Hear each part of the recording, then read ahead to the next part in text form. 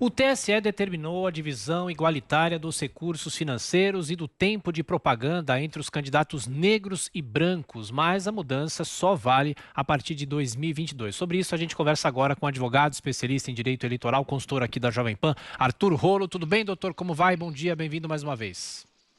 Tudo bom, Tiago? É um prazer falar com você, com a Kalina e com os amigos da Rádio Jovem Pan. Prazer é sempre nosso. Doutor, claro que essa questão das cotas é uma grande polêmica no Brasil, principalmente as cotas envolvendo a educação, e agora essa questão chega à eleição, chega à questão eleitoral. O senhor acha que é algo de fácil aplicação? Como é que o senhor acha que isso vai mudar o dia a dia dos partidos?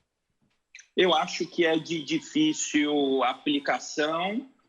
Eu não vou entrar no mérito, eu vou entrar na forma. Quando a gente discutiu, inclusive, aí na Jovem Pan, a questão aí do abuso do poder de autoridade religiosa, um dos fundamentos ali do TSE para decidir foi justamente no sentido de que o TSE não poderia legislar. Agora, em uma consulta formulada aí pela deputada Benedita da Silva, o TSE decidiu que a distribuição do tempo de propaganda no rádio e na televisão e do Fundo Especial de Financiamento de Campanha tem que ser proporcional às candidaturas negras. Isso não está previsto em nenhuma lei. Isso é uma invenção do TSE que agora vai ser regulamentada por resolução, que é o exercício atípico do poder de legislar do TSE. É uma atividade que deveria ser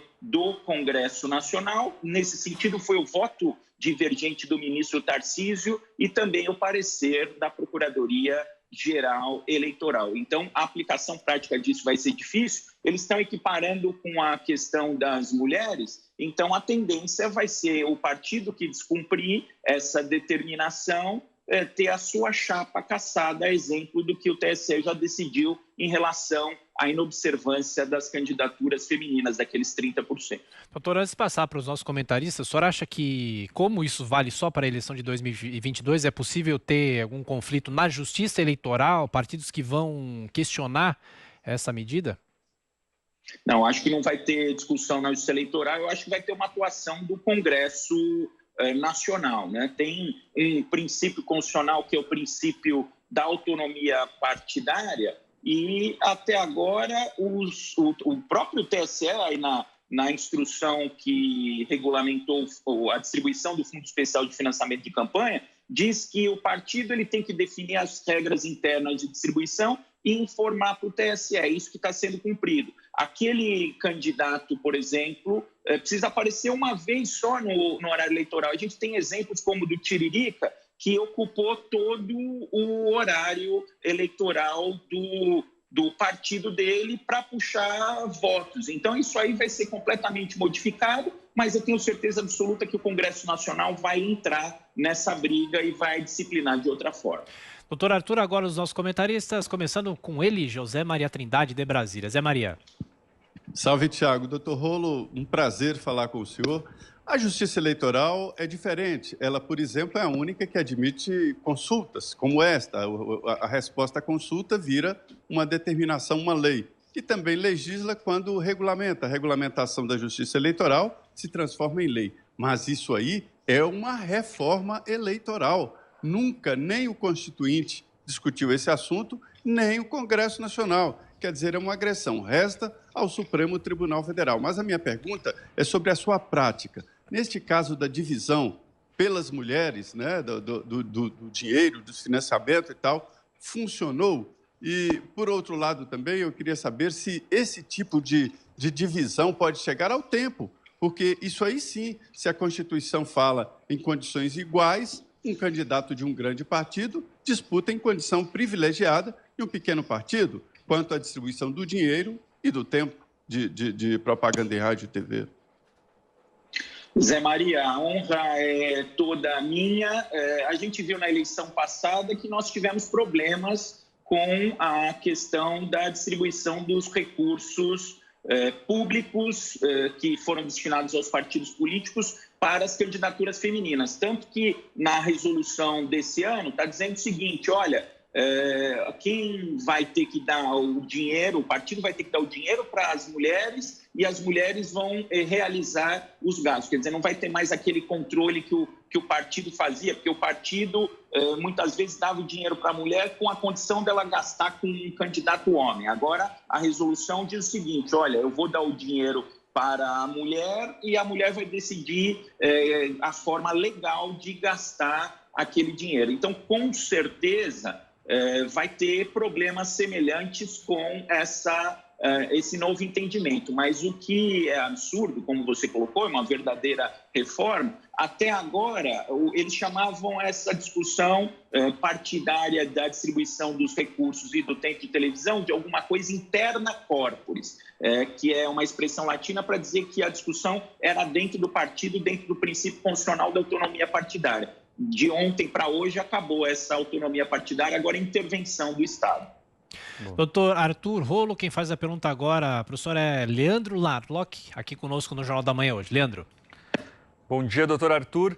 Bom, a minha questão aí é na linha dessa do Zé Maria. Eu fico pensando nos efeitos na prática, se essa decisão for mantida nas eleições seguintes, né? Não desse ano. A gente sabe que as cotas para as mulheres, muita gente fala que elas foram um laranjal, né? Que elas criaram ali candidatas laranja. A gente já viu escândalos de corrupção em relação a isso.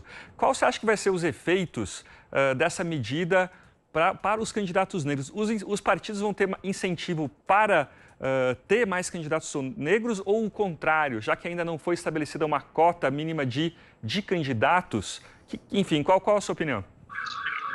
Bom, Leandro, eu acho que nesse primeiro momento foi até uma questão que foi abordada durante o julgamento do Tribunal Superior Eleitoral. Eu acho que nesse primeiro momento a tendência é desprestigiar as candidaturas dos negros, né? Porque se a distribuição tem que ser proporcional ao número de candidatos, pode ser que o partido, porque essa escolha em convenção, ela tem muito do cacique partidário, ela tem muito da decisão do partido. Tem gente que fica de fora da convenção e não tem como reclamar. Pode ser que isso aconteça com maior frequência para os candidatos negros, porque aí não vai ter essa tutela do Tribunal Superior Eleitoral no gasto desses recursos. Pode ser que isso venha na contramão do objetivo, que é acabar ou buscar acabar com esse racismo estrutural que foi mencionado pelo ministro Barroso no seu voto.